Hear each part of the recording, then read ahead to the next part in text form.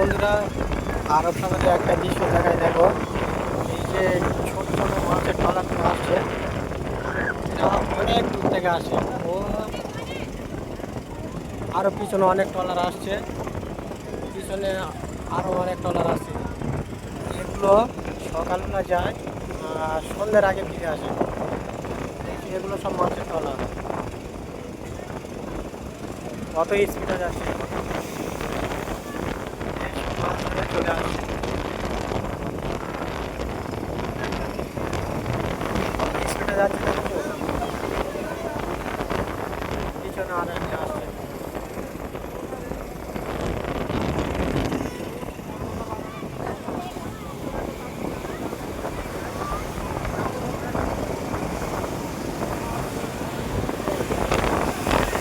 কত জোরে জোরে ঢেউ আসছে।